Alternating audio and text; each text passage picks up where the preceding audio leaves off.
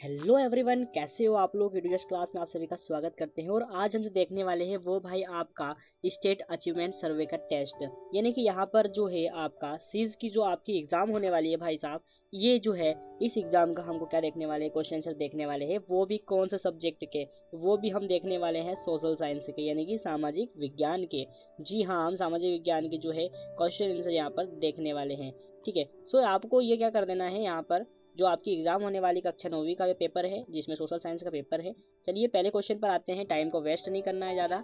ठीक है, वीडियो बहुत लेंथी बनेगा, बड़ा बन जाएगा थोड़ा सा, तो हम जल्दी से क्वेश्चन आंसर देख लेते हैं। और अगला वीडियो हमारा जो आने वाला है उसमें जितने भी हमारे सोशल साइंस वगैरह के क्वेश्चन होंगे उनको हम OMR सीट में आपको लाइव बताकर दिखाएंगे कि OMR सीट कैसे भरी जाती है। तो वो वीडियो भी मिस ना करें। अगर वो वीडियो भी आप देखना चाहते हैं और सारे वीडियोस देखना चाहते हैं, सारे पेपर्स आपको चाहिए, तो आप हमारे जो चैनल है इसको सब्सक्राइब करके लाइक करके रख लीजिएगा। Thank you so much. Question पर आते हैं, तो देखिए यहाँ पर पहला क्वेश्चन, निम्नलिखित में से कौन सा पश्चिमी एशिया देशों के समूह है जो पेट्रोलियम के प्रमुख उत्पादक देशों में से है। यानी कि हमारे पश्चिम के जो देश है एशियाई देशों है ना का जो समूह है, ग्रुप है, जो क्या करते हैं भाई, पेट्रोल के प्रमुख उत्पादक है, पेट्रोल का उत्पादन करते हैं, उत्पादक है प्रमुख देश कौन कौन से हैं। तो देखिए यहाँ पर जो इसका आंसर है वो आपका हो जाएगा यहाँ पर सी वाला। ठीक है, तो यहाँ पर इसका जो आंसर है वो आपका हो जाएगा सी वाला, ईरान इराक और सऊदी अरब। ठीक है, तो ये वाला आप जो है आपका आंसर, मैं थोड़ा सा पेन को यहाँ पे चेंज कर लेता हूँ कलर, आप लोग को इशू ना हो जाए थोड़ा सा। ठीक है, चलिए, तो यहाँ पर जो आपका आंसर राइट वो आपका सी वाला हो जाएगा, ईरान इराक और सऊदी अरब। ठीक है, चलिए सेकंड क्वेश्चन पे चलते हैं। सेकंड क्वेश्चन हमारा यहाँ पर कुछ इस तरीके का है। देखिए, दिए गए विश्व मानचित्र में छायांकित क्षेत्र में जलवायु बाधाओं और भूभाग में प्रतिक्रिया स्वरूप कृषि का कौन सा प्रकार दर्शाया गया है। तो यहाँ पर जो चीजें आपको यहाँ पर जो दिख रही है, जो दर्शाया है, ये कौन सा दर्शाया गया है। तो चलिए इसे हम सही कर लेते हैं। यहाँ पर जो हमारा आंसर हो जाएगा इस वाले क्षेत्र का, मैं आपको बता दूं, एक मिनट, ये वाला जो क्षेत्र है आपका, इसमें जो चीजें दर्शाई गई है वो कौन सी दर्शाई गई है। वाणिज्यिक अनाज कृषि, ये बिल्कुल नहीं दर्शाया गया है। ठीक है, फिर आएगा आपका गहन निर्वहन कृषि और रोपण कृषि और चलवासी पशुचरण। तो यहाँ पर आपका गहन निर्गह कृषि जो है आपका, यहाँ पर राइट आंसर बी वाला आपका होने वाला है। तो यहाँ पर देन आपका बी वाला आंसर हो जाएगा। अगला क्वेश्चन देखते हैं। अगला क्वेश्चन है हमारा, निम्न में से कौन सा एक किसी स्थान की अक्षांशीय देशांतर स्थिति को सही दर्शाता है। तो अक्षांश देशांतर स्थिति को सही को दर्शाता भैया, यहाँ पर देखिए 20 डिग्री पूर्वी अक्षांश व 15 डिग्री पश्चिमी देशांतर, ये नहीं हो सकता बिल्कुल भी। सॉरी, यही इसका आंसर होगा। ठीक है, मिस्टेक हो गया, सॉरी, यही इसका जो आंसर होगा, 20 डिग्री पूर्वी अक्षांश व 15 डिग्री पश्चिमी देशांतर, इसका आंसर आपका हो जाएगा। ठीक है, चलिए अगले क्वेश्चन पे चलते हैं। अगला क्वेश्चन है हमारा फोर वाला क्वेश्चन देख लेते हैं। फोर वाला क्वेश्चन यहाँ पर हमारा क्या रहेगा, फोर वाला क्वेश्चन जो है वो हम यहाँ पर देख लेते हैं। तो यदि आप भारत के डिगबोई, मुंबई हाई तथा अंकलेश्वर क्षेत्र की यात्रा करते हैं, तो बताएं कि इन क्षेत्रों में कौन सा ऊर्जा खनिज के भंडार अधिक मात्रा में मिलते हैं। ऊर्जा के कौन सा खनिज के भंडार यहाँ पर ज्यादा मात्रा में मिलते हैं। तो यहाँ पर देखिए, पेट्रोलियम के भंडार बिल्कुल सही है, पेट्रोलियम के भंडार यहाँ पर मिलते हैं। बाकी तीन ऑप्शन जो है आपके, ये आपके यहाँ पर गलत हो जाएंगे। तो ए आंसर आपका क्या हो जाएगा, इज राइट आंसर हो जाएगा।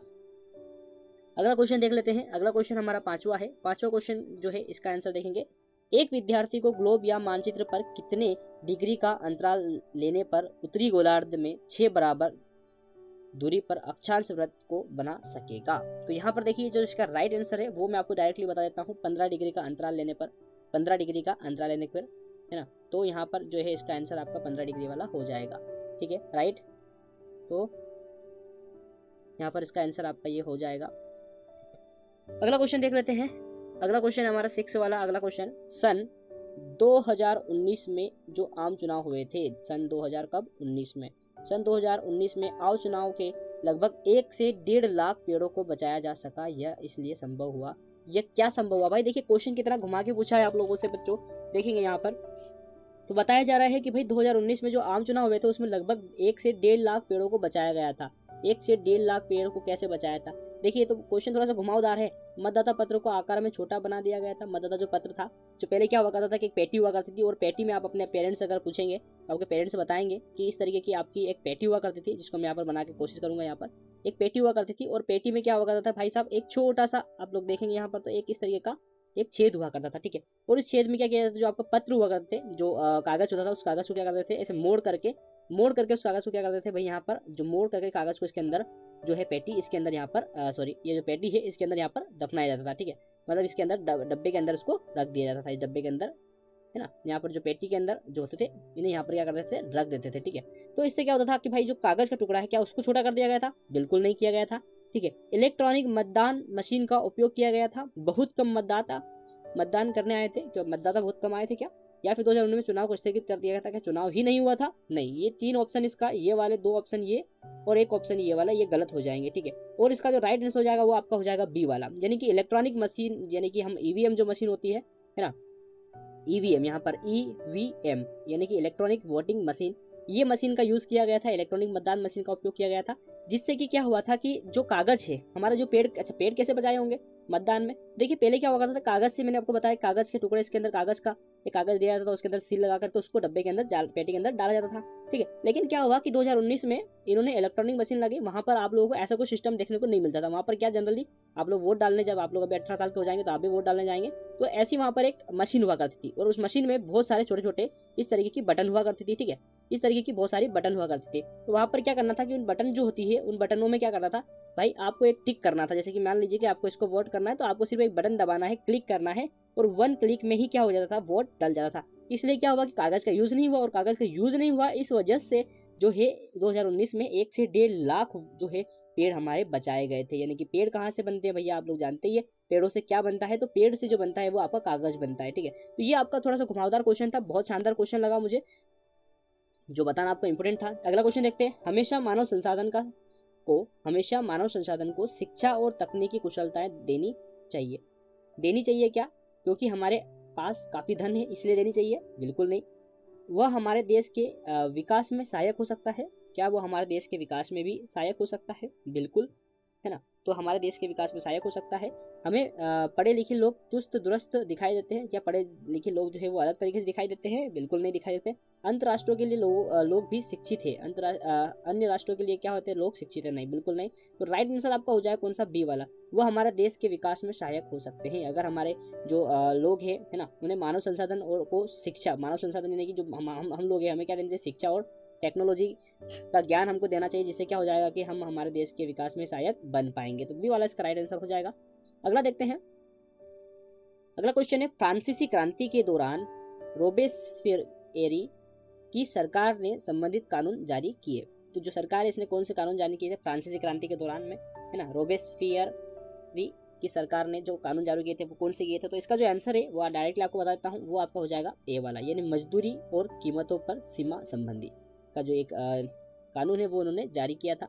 राइट आंसर का हो जाएगा नोवा। देखते हैं नोवे का जो आंसर है वो क्या हो जाएगा। नोवा जो प्रश्न है वो देखेंगे, 1857 के स्वतंत्रता संग्राम के पीछे अनेक कारण उत्तरदायी थे, जिनमें से एक महत्वपूर्ण कारण तात्कालिक कारण को भी माना जाता है। निम्न में से वह तात्कालिक कारण कौन सा है? यानी कि जो अचानक जो तात्कालिक कारण था वो कौन सा है? 1857 की बात हो रही है ना। तो यहाँ पर जो तात्कालिक कारण हमारा हो जाएगा वो आपका हो जाएगा सी वाला, चर्बी लगे कारतूस का उपयोग। ये चर्बी वाले कारतूस का उपयोग, और मैं आपको एक क्वेश्चन देता हूँ कि आप लोग बताइए चर्बी वाले कारतूस का उपयोग बैन किन लोगों ने करवाया था, किसने इनका सबसे पहले किस सेनानी ने इसका विरोध किया था? तो आपको ये कमेंट में आंसर जरूर कर देना है कि चर्बी वाले कारतूस का उपयोग अगर आपको याद हो तो कौन से सेनानी ने इसका यूज करने से मना कर दिया था। अगर आपने मूवी देखी हो तो आपको बहुत अच्छे से याद होगा ये, ठीक है। तो ये आप मुझे कमेंट करके जरूर बताएंगे। अगला देखते हैं, तो अगला हमारा है, मेरठ से प्रारंभ हुआ 1857 की क्रांति का संदेश। मेरठ से प्रारंभ हुआ था, है ना। संदेश शीघ्र ही दिल्ली होते हुए कहाँ पहुंच गया? कानपुर, लखनऊ तक फैल गया था। कानपुर में 1857 की क्रांति का नेतृत्व किसने किया था? भाई सिर्फ बोल रहा है कानपुर में ही इसका जो नेतृत्व किसने किया था, इस क्रांति का 1857 की जो क्रांति हुई थी इसका कानपुर में नेतृत्व किसने किया था? तो कानपुर में नेतृत्व इसका किसने किया था ये हमें यहाँ पर पूछ रहा है। तो नाना साहेब आए, बेगम हजरत महल, रानी लक्ष्मीबाई या तात्या टोपे। तो इसका जो राइट आंसर है वो आपका हो जाएगा पहला वाला, यानी कि ए वाला, नाना साहेब ने इसका नेतृत्व कानपुर में किया था, ठीक है। अगला क्वेश्चन की ओर चलते हैं। क्वेश्चन बहुत सारे हैं, 40 क्वेश्चन है और हम लोग बहुत धीरे धीरे कवर कर रहे हैं, तो थोड़ा सा फास्ट करने की कोशिश करूंगा अब मैं, है ना। स्वामी विवेकानंद आधुनिक समय के भारत के पहले भारतीय थे जिन्होंने विश्वव्यापी स्तर पर वेदांत दर्शन के आध्यात्मिक गौरव को पुनर्स्थापित किया। उन्होंने समाज सेवा, निस्वार्थ श्रम के जरिए मुक्ति के लक्ष्य पर जोर देने के उद्देश्य से स्थापित की थी। तो क्या स्थापित किया था भाई, कौन समाज की स्थापना की? तो आएगी रामकृष्ण मिशन की स्थापना। ठीक है, रामकृष्ण मिशन की स्थापना किसने की थी? स्वामी विवेकानंद जी ने की थी। ये क्वेश्चन याद रखना, ऐसा कैसा क्वेश्चन आता है उठ के आपके एग्जाम में भी ऐसे ही आएगा। अगला क्वेश्चन देखते हैं 12वां वाला। नागरिक अपने मौलिक अधिकारों की रक्षा के लिए निम्न में से किस संस्था से संपर्क करते हैं? अपने अधिकारों के लिए किस संस्था के? भाई मौलिक अधिकार जो हमें, आप लोगों को मौलिक अधिकार प्राप्त है ना, कमेंट करके बताइए हमें कितने मौलिक अधिकार प्राप्त है। ठीक है, आपने पढ़ा होगा, आपकी जो बुक होती है ना, बुक का जो पीछे वाला पेज होता है, उस पीछे वाले पेज पर आपके मौलिक अधिकार लिखे होते हैं। ठीक है, या मौलिक कर्तव्य वहां पर लिखे होते हैं और आपके पाठ के अंदर अधिकार भी लिखे होते हैं। ठीक है, तो कई बार क्या होता है, मौलिक अधिकार बाहर भी लिखे होते हैं, वो बुक्स आप देखना और गिन लेना कि वो मौलिक अधिकार के मौलिक कर्तव्य है। वैसे तो मौलिक कर्तव्य होते हैं, तो मौलिक अधिकार आपको कमेंट में बताना है। तो जो मौलिक कर्तव्य हमारे, तो उनकी रक्षा के लिए हमें किस संस्था के पास हम लोग जाते हैं, संपर्क करते हैं? तो वो यहाँ पर जो आंसर है वो आपका हो जाएगा न्यायपालिका। हम लोग न्यायपालिका से गुहार कर सकते हैं हमारे मौलिक अधिकार का अगर हनन हो रहा है तो। ठीक है, चलते 13वां क्वेश्चन देखते हैं। और 13वां क्वेश्चन हमारा बहुत प्यारा क्वेश्चन है। यदि आप कक्षा में हैं और भूकंप आता है, अगर आप कक्षा में हैं और भूकंप आता है तो खुद को बचाने के लिए आप तत्काल क्या कार्रवाई करेंगे? आप फर्स्ट में क्या करेंगे? अगर आपको तुरंत भूकंप आता है तो आप क्या करेंगे भैया? उस टाइम पे मदद के लिए कॉल करेंगे? बिल्कुल पॉसिबल नहीं हो सकता, मदद के लिए हम कॉल ही नहीं कर सकते। शिक्षक के निर्देश की प्रतीक्षा करेंगे, जब तक शिक्षक निर्देश नहीं देता हम तक कुछ नहीं करेंगे? बिल्कुल गलत हो जाएगा। आप जहां पर भी हो चुपचाप बैठे रहेंगे या फिर अपने सिर को ढके और सुरक्षित रखेंगे? अपने सिर को ढक करके सुरक्षित रखेंगे। तो आप जहां भी होते हैं, जो भूकंप आता है, तो वहां पर क्या होता है, चुपचाप बैठे रहें। बैठे रहने से क्या होता है कि आप हलचल नहीं होगी ज्यादा, और आप लोग क्या करेंगे, थोड़ी सी सेफ जगह में, या मैं कहूँ आपको सेफ जगह में जाकर के बैठना चाहिए आपको। ठीक है, तो यहाँ पर ये आपका राइट आंसर हो जाएगा सी वाला। तो 14वां क्वेश्चन देखते हैं। 14 क्वेश्चन हमारा जो है, विधानसभा के चुनाव कराने के लिए राज्य को विभिन्न क्षेत्रों में विभाजित किया जाता है। विभिन्न क्षेत्रों में राज्यसभा जो राज्य को विभिन्न क्षेत्रों में क्या कर दिया जाता है, विभाजित कर दिया जाता है। इस क्षेत्र को कहा जाता है, इस क्षेत्र को क्या कहा जाता है भाई? तो इन क्षेत्रों को क्या कहा जाता है? 14 वाला बहुत सिंपल क्वेश्चन है। तो देखिए, इसको कहा जाता है निर्वाचन क्षेत्र, निर्वाचन क्षेत्र कहा जाता है। ठीक है, 15वां क्वेश्चन देखते हैं। 15वां क्वेश्चन हमारा क्या है, भारत में स्थानीय सरकारों द्वारा स्वच्छता क्यों प्रदान की जाती है?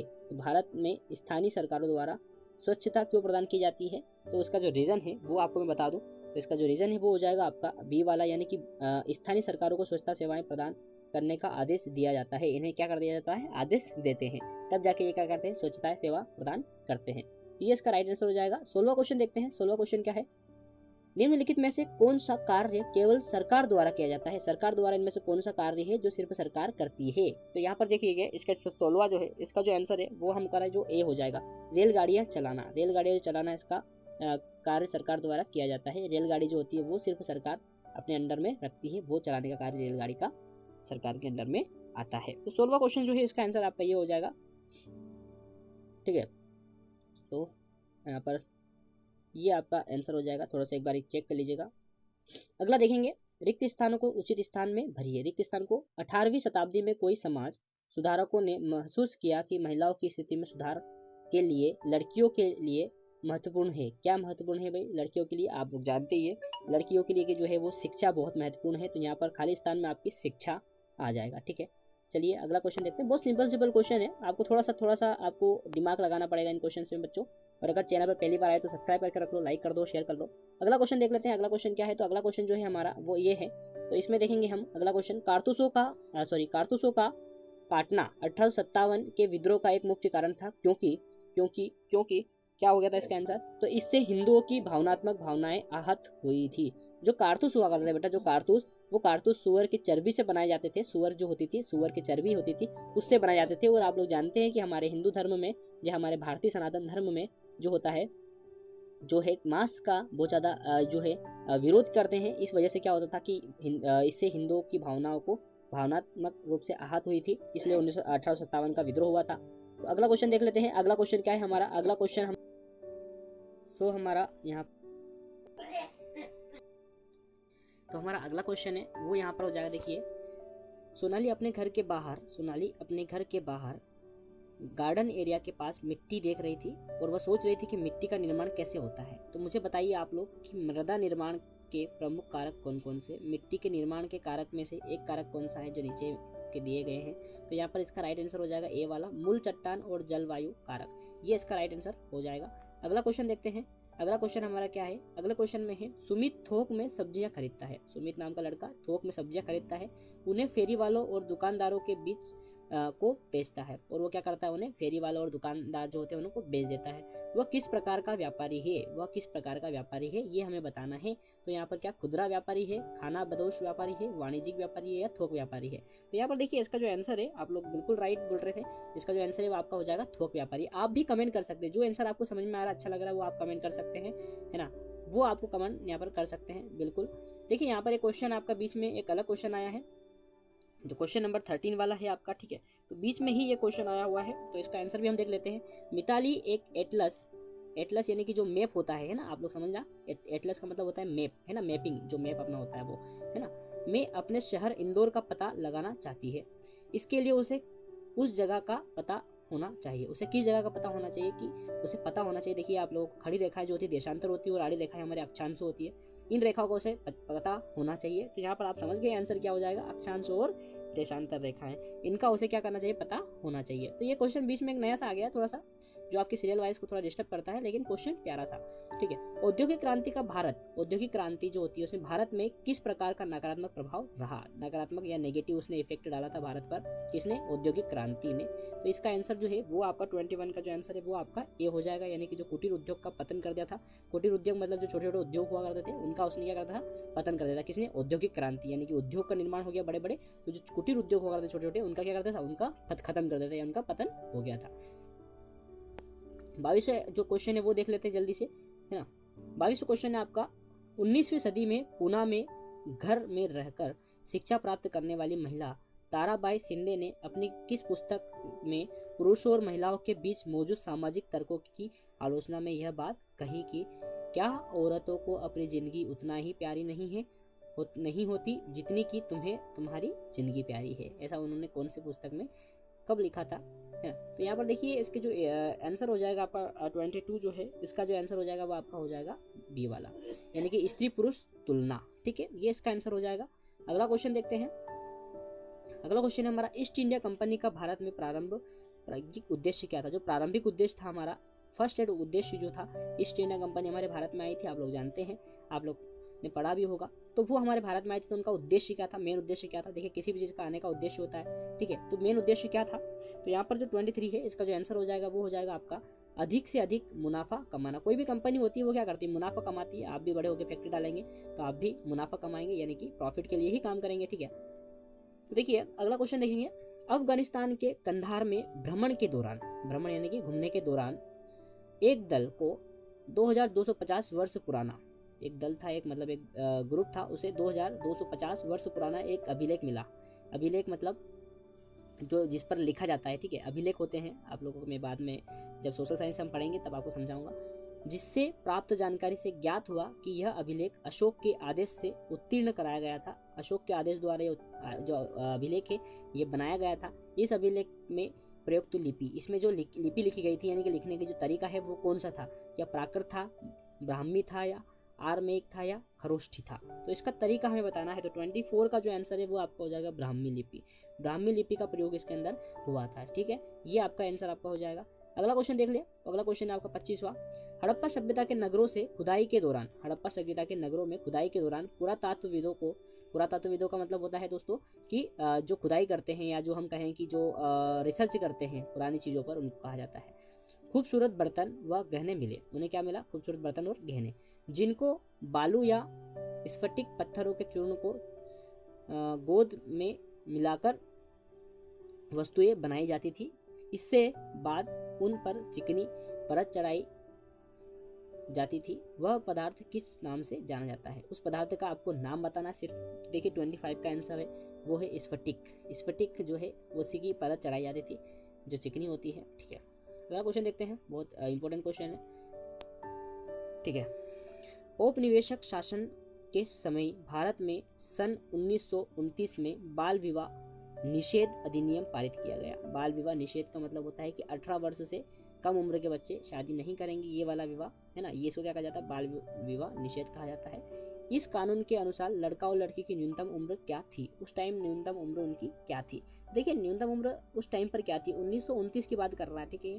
तो 1929 में उनकी जो न्यूनतम उम्र थी वो थी आपकी 18 वर्ष से कम लड़के कम उम्र के लड़के और 16 वर्ष से कम उम्र की लड़की, यानी कि लड़कों की उम्र कितनी होनी चाहिए, 18 वर्ष से कम नहीं होनी चाहिए, है ना, और लड़की की उम्र 16 वर्ष से कम नहीं होनी चाहिए। तो इन दोनों की अगर उम्र इससे कम है तो बाल विवाह जो अगर इनके बावजूद भी शादी कराई जाती है, यानी कि लड़की की उम्र अगर 15 साल है और शादी कराई जाती है तो वो बाल विवाह के अंतर्गत आएगा, और लड़के की उम्र अगर 17 साल है और शादी कराई जाती है तो वो भी बाल विवाह के अंतर्गत आएगा। ठीक है, हालांकि अभी जो है वर्तमान में जो क्राइटेरिया है वो बढ़ा दिया है, अब लड़की की उम्र 18 होनी चाहिए और लड़के की उम्र 21 वर्ष होनी चाहिए, ये यहाँ पर अभी एक लागू हो चुका है। ठीक है, अगला देखते हैं यहाँ पर एक वयस्क नागरिक पोलिंग बूथ पर वोट डालने जाता है। पोलिंग बूथ यानी कि एक वोट डालने की जो वो होता है, स्थान होता है उसे, ठीक है, तो कुछ दबंगों द्वारा, कुछ लोग ऐसे थे, उसे वोट डालने से रोक लिया जाता है।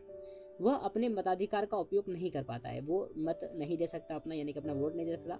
उक्त कृत्य एक वयस्क के किस अधिकार का हनन करता है, ये कौन से उसका अधिकार है कि उसका हनन कर दिया, उसको रोक दिया, ऐसा कौन सा अधिकार के अंतर्गत आता है ये। ठीक है, तो इसका जो उत्तर हो जाएगा वो आएगा राजनीतिक स्वतंत्रता। आपको राजनीतिक स्वतंत्रता प्राप्त है जिससे आप अपने नेता को चुन सकते हैं और उसके लिए आपको मताधिकार यानी कि वोट डालने का अधिकार प्राप्त है, और अगर यही आपसे छीन लिया जाता है तो वो किसके अंतर्गत आता है, राजनीतिक स्वतंत्रता का हनन के अंतर्गत आता है, जिसमें आप न्यायालय में आप अपील कर सकते हैं। ठीक है, तो ये आपको याद होना चाहिए। अगला क्वेश्चन देखते हैं, भारत में पंचायती राज प्रक्रिया ग्रामीण स्थानीय स्वशासन व्यवस्था का प्रतीक है। प्राचीन काल में भारत की न्याय प्रक्रिया पंच परमेश्वर के रूप में प्रचलित थी। इसी व्यवस्था में सुधार करने के लिए भारत में बनी समिति में पंचायती राज व्यवस्था की चर्चा किस समिति में की गई है। तो यहाँ पर देखिए आपको इनको सीरियल वाइज बताना है कि पहले किस में की गई, सेकेंड फिर थर्ड। ठीक है, तो इसका राइट आंसर हो जाएगा, घुमाऊंगा नहीं आप लोगों को इस क्वेश्चन में, थोड़ा सा उलझा हुआ क्वेश्चन है, हाई लेवल क्वेश्चन है, तो इसका आंसर हो जाएगा ये आपका बी वाला। ठीक है, अगले क्वेश्चन पे चलते हैं, 29वां क्वेश्चन हमारा देख लेते हैं, है ना। तो आप लोग समझ पा रहे हैं 10-11 क्वेश्चन बचे हुए हैं, इतना टेंशन ना ले आप। ठीक है, तो यहाँ पर देखेंगे इसका हम लोग अगला जो है हमारा वो देख लेते हैं। चलिए, तो अगला जो है हमारा क्वेश्चन वो देख लेते हैं। तो यहाँ पर लघु उद्योग के एक प्रतिष्ठान में 5 लोग काम कर रहे हैं, उनमें से एक वर्कर की उम्र 13 वर्ष है। इस स्थिति में लघु उद्योगों के मालिक पर किस कानून के तहत कार्रवाई की जाएगी। देखिए आप लोग, ऐसा नहीं है कि भाई 16 साल लड़के लड़की की जो उम्र वाला मैंने क्वेश्चन देखा उसमें, है ना, यहाँ तक कि आप लोग भाई जो है इसके अलावा 16 साल से कम बच्चे से जो है वो काम नहीं करवा सकते आप लोग, ऐसा कंपनियों को है ना, कि अब तो 18 वर्ष हो गया कि 18 वर्ष से कम बच्चे काम फैक्ट्रियों में नहीं कर सकते। अगर ऐसा हुआ तो उन पर कौन सा कानून लगता है, तो वो आपको लगता है, आपको याद होना चाहिए, वो आपने देखा होगा कई सारी फैक्ट्रियों में बाल श्रमिक प्रतिबंधित है निषेध अधिनियम के तहत। तो बाल श्रम निषेध अधिनियम के तहत उन्हें कार्रवाई की जाएगी, किस पर, उद्यमपति जो होंगे जिनका उद्योग होगा उन लोगों पर। ठीक है, अगला क्वेश्चन देखते हैं, 30वां क्वेश्चन है हमारा। 30वां क्वेश्चन को हम लोग देख लेते हैं। मायाराम मध्य प्रदेश का निवासी है। मायाराम एक व्यक्ति है, उसकी उम्र 34 वर्ष है। वह लोकसभा चुनाव में निर्वाचित हुआ। उसके ऊपर किसी भी प्रकार का अपराध मुकदमा दर्ज नहीं था। अचानक वह क्या चला गया, कनाडा चला गया, व्यापार करने जाता है और कुछ समय बाद वह वहाँ का नागरिक बन जाता है, वहाँ की नागरिकता ग्रहण कर लेता है। ठीक है ना, वह भारत का राष्ट्रपति बनना चाहता है। और अब क्या वो राष्ट्रपति बन सकता है या नहीं बन सकता है, अगर कोई व्यक्ति हमारे यहाँ से, हमारे भारत का क्या है स्थानीय, आपका देखा होगा स्थानीय मूल निवासी का प्रमाण पत्र बनता है ना। अगर आप लोग यहाँ के निवासी नहीं है और आपकी उम्र भले कितनी 34 साल है, लेकिन आप यहाँ के निवासी नहीं है और आपको यहाँ की नागरिकता प्राप्त नहीं है, आपको यहाँ की सिटीजन प्राप्ति नहीं है, तो आप यहाँ पर चुनाव नहीं लड़ सकते। ठीक है, तो यहाँ पर ये भाई साहब थे तो भारत के, मध्य प्रदेश के, है ना, मध्य प्रदेश के थे, लेकिन ये कहाँ चले गए, कनाडा चले गए, तो इनको यहाँ से नागरिकता इनकी समाप्त कर दी गई। तो यहाँ पर ये जो है चुनाव नहीं लड़ सकते। तो मायाराम भारत का राष्ट्रपति नहीं बन सकता, तो वो राष्ट्रपति अब नहीं बन सकता। तो ये 30 का जो आंसर है वो आपका हो जाएगा। चलिए अगला क्वेश्चन देख लेते हैं। अगला क्वेश्चन है हमारा, थोड़ा सा अगले क्वेश्चन को मैं थोड़ा सा यहाँ पर आपको छोटा करने की कोशिश करूंगा, है ना, ये ठीक है। अगला क्वेश्चन देखेंगे। अगला क्वेश्चन है हमारा, हर बच्चा स्कूल जाए और प्राथमिक शिक्षा पूर्ण करे, उसे स्कूल में ही मध्याह्न भोजन सुलभ हो, जिससे बच्चे खुशी स्कूल में उपस्थित हो और छात्रों की विद्यालयों में 100% उपस्थिति रहे। इस उद्देश्य की पूर्ति के लिए किस वर्ष सर्वोच्च न्यायालय ने सभी राज्यों के सरकारी स्कूलों में मध्याह्न भोजन की योजना का आरंभ किया था। तो वो वर्ष हमें बताना है, किस वर्ष से उन्होंने मध्याह्न भोजन, जो आप लोगों ने देखा होगा बचपन में, अगर आप गवर्नमेंट स्कूल में गए हैं तो आप लोगों ने वहाँ का भोजन खाया होगा, जो शाम को आपको रोटियां मिलती हैं स्कूल में, है ना, उसी मध्याह्न भोजन की बात हो रही है। तो इसकी जो शुरुआत है वो कब हुई थी, तो तो इसकी शुरुआत हम देखेंगे तो इसका आंसर हो जाएगा सी वाला। 2002 में मध्याह्न भोजन की शुरुआत हुई थी। ठीक है, तो बहुत प्यारा क्वेश्चन था। अगले क्वेश्चन में चलते हैं और अगला क्वेश्चन देखते हैं। अगला, निम्नलिखित चार्ट का अवलोकन करें। चार्ट को देखें, विकसित देश है ना, तुलना के बिंदु और विकासशील देश। तो यहाँ पर देखिए एक्स जो है वो विकसित देश है और तुलना के बिंदु क्या है, खेती का प्रकार, और यहाँ पर आपका वाई आपका क्या हो जाएगा, विकासशील देश हो जाएगा। फिर यहाँ पर ये तो एक चार्ट बना हुआ है, ज़्यादा आपको घुमाऊंगा नहीं इसमें मैं, ये चीज़ें देख लो आप तो। ठीक है, तो अपन आंसर भी देखते हैं डायरेक्ट, कोई क्वेश्चन आंसर इतना नहीं देखना, आप लोग देख लेना अपने हिसाब से। मैं डायरेक्ट आंसर बताता हूँ आपको। देखिए आरेख में जो आंसर है वो आपका आंसर कौन सा हो जाएगा, ये क्वेश्चन आपका 32 यानी कि 32वां क्वेश्चन है, और 32 क्वेश्चन का आंसर जो है आपका यहाँ पर ये हो जाएगा एक्स वाणिज्यिक और वाई निर्वाह। ठीक है, ये आपका यहाँ पर आंसर हो जाएगा। अगला देखते हैं, हमारा क्वेश्चन नंबर जो है 33। दीपक बाजार में एक किताब के लिए किताब लेकर अध्ययन किया और उसने पाया कि यह पुस्तक ज्योतिबा फुले द्वारा 1871 में लिखी गई है। यह किताब भारत की तथा कथित निम्न जातियों और अमेरिकी देश के काले गुलाम को समर्पित है। यह किताब है, ये किताब का नाम बता दीजिए आप। जल्दी से इस किताब का नाम देख लेते हैं। तो ये है आपका गुलामगिरी, गुलामगिरी इस किताब का नाम है। अगले क्वेश्चन में चलते हैं, 34वां क्वेश्चन हमारा। क्वेश्चन नंबर 34वां है हमारा, भारत में पंचायती राज प्रणाली, भारत में पंचायती राज प्रणाली से संबंधित 29 विषय है। भारतीय स्वशासन की व्यवस्था को पुख्ता करने के लिए भारत में पंचायती राज प्रणाली विकसित की गई, जो संविधान के किस अनुच्छेद में संबंधित है। संविधान में अनुच्छेद होते हैं, ठीक है, उसमें से कौन से अनुच्छेद में ये है, तो इसका राइट आंसर हो जाएगा आपका 9वीं अनुसूची में ये शामिल है। अगला देखते हैं हम लोग, तो यहाँ पर आपका अगला जो है वो क्वेश्चन देख लेते हैं। अगला क्वेश्चन हमारा है, प्रारंभिक शिक्षा के दौरान जो देखा है, समझा, महसूस किया, उसी घटना का अनुभव कर आत्मकथा लिखी गई जो चर्चित रही। इस आत्मकथा का लेखक, कथा के लेखक कौन है भैया, तो इस आत्मकथा के लेखक कौन है आप लोगों को ये बताना है।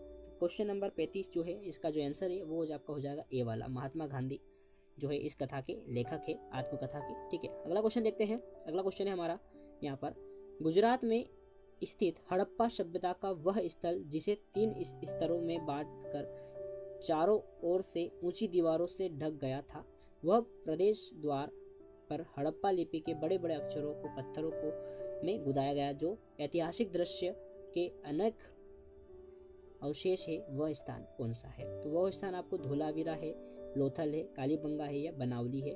तो ये जो है इसका आंसर आपको अगर याद हो तो कमेंट करके बताइए। जो आंसर हो जाएगा इसका मैं आपको बता दूं, ज़्यादा परेशान ना हो, इसका आंसर हो जाएगा आपका लोथल। ठीक है, वो स्थान का नाम लोथल है। ठीक है, अगला क्वेश्चन देख लेते हैं। अगला क्वेश्चन है हमारा, लोकसभा चुनाव में 4 राजनीतिक दलों ने चुनाव में अपने प्रत्याशी उतारे। तो 4 राजनीतिक दल थे जिन्होंने अपने प्रत्याशी उतारे, यानी कि अपने लोगों को उतारा उन्होंने। कुल लोकसभा की सीटें 100 है, जिसमें कितनी सीटें किसको आएगी ये आपको देख लेना है। तो ये इसका जो है आप लोगों को मैं बता दूं, आंसर ही यहाँ पर दिया हुआ है आपको। यहाँ पर एक लाइन आपने देखी होगी थी, यदि ब व स तथा द आपस में मिल जाए, ये 3 लोग अगर कौन कौन से मिल जाए, आपको मिल जाए भाई ब है ना, स और द, ये तीनों आपस में मिल जाए तो इसका जो आंसर है वो आपका द हो जाएगा, है ना, यानी कि क्या हो जाएगा इसका आंसर आपको द वाला हो जाएगा। ठीक है, क्वेश्चन थोड़ा सा घुमावदार है, आंसर भी आपका सही है। ठीक है, अगला क्वेश्चन देख लेते हैं। अगला क्वेश्चन में बहुत प्यारा क्वेश्चन है, गांधी जी को याद करिए, गांधी जी के चरखे को याद करिए और आपको इस क्वेश्चन का आंसर दीजिएगा। दिए हुए चित्र में उत्पादन प्रक्रिया में प्रयुक्त कच्चा माल क्या है। कच्चा माल क्या प्रयुक्त हो रहा है यहाँ पर, इसमें कच्चा माल कौन सा प्रयुक्त होता है। तो आप लोगों ने देखा होगा जब हम लोग वो पढ़ रहे थे, इंग्लिश में पढ़ रहे थे, है ना, जब हमने जो ब्रिज कोर्स पढ़ा था वहाँ पर ये क्वेश्चन आपको कहीं ना कहीं देखने को मिला था इंग्लिश में, उसी से रिलेटेड है। जो कच्चा माल हमें जो हम लोग कपड़े बनाते हैं उसमें उपयोग होता है, कच्चा माल कौन सा होता है भाई चरखे में, तो वो होता है आपका कपास। तो यहाँ पर याद रखिएगा कपास का यूज़ हो रहा है। ठीक है, कच्चे माल का काम करता है कपास। अमित एक खेतीहर मजदूर है, एक खेतीहर मजदूर है जिन्हें 15 दिवस में एक बार मजदूरी मिलती है भैया। उस दैनिक उपयोग के लिए राशन सामग्री किस बाजार में 15 दिवस के उधार पर मिलेगी, 15 दिन के लिए उधार पर मिलेगी। क्या शॉपिंग मॉल पर मिलेगी, मोहल्ले की किराना दुकान पर, या शॉपिंग कॉम्प्लेक्स में मिलेगी। तो बताइए मुझे कहाँ पर मिल जाएगी उसे। 39 का जो आंसर है वो आपका हो जाएगा बी, यानी कि केवल 2 शॉपिंग कॉम्प्लेक्स जो होते हैं वहाँ पर उसको मिल सकती है, सॉरी किराने की दुकान पर, मोहल्ले की मोहल्ले के किराने की दुकान पर उसे मिल सकती है ना। ये वाला जो मोहल्ले के किराने की दुकान है उस पर उसे 15 दिन के लिए उधार सामान मिल जाएगा, बाकी तो कोई लोग देंगे नहीं उसको, मॉल में तो बिल्कुल भी नहीं देंगे। आप लोग भी जानते ही हैं। अगला क्वेश्चन देख लेते हैं। अगला क्वेश्चन है हमारा, आफताब एक व्यापारी है जो सब्जी मंडी में नीलामी प्रक्रिया में भाग लेकर सब्जियां खरीदता है, फिर उन सब्जियों को अन्य स्थानीय व्यापारियों को बेचता है। वे किस प्रकार की व्यापारी है? तो वो कौन से प्रकार का व्यापारी है? केवल थोक या फिर केवल फुटकर व्यापारी, निर्यातक या थोक व्यापारी एवं फुटकर व्यापारी दोनों है। तो इसका जो राइट आंसर है आपका 40 वाला, वो हो जाएगा आपका ए वाला, केवल थोक व्यापारी। वो क्या है? केवल थोक व्यापारी है, ये इसका राइट आंसर हो जाएगा। तो उम्मीद करता हूँ आपको 40 क्वेश्चन हमारे खत्म हो गए हैं सोशल साइंस के। उम्मीद करता हूँ आपको ये वीडियो पसंद आया होगा, और अगर वीडियो पसंद आया है तो सब्सक्राइब और लाइक करके रख लीजिएगा, शेयर जरूर कर दीजिएगा, क्योंकि इसके बाद जो हमारा आने वाला है डायरेक्ट मैं आंसर बताऊंगा आपको, और आंसर को OMR शीट में कैसे भरना है, कौन से पेन से भरना है, वो वाले वीडियो बहुत जल्दी आपको इस पर मिल जाएंगे आपकी 3 तारीख के एग्जाम के पहले। तो उम्मीद करता हूँ आप लोगों को ये समझ में आया होगा। सो प्लीज़ सब्सक्राइब, लाइक और शेयर करके रख लीजिएगा। Thank you so much. मिलते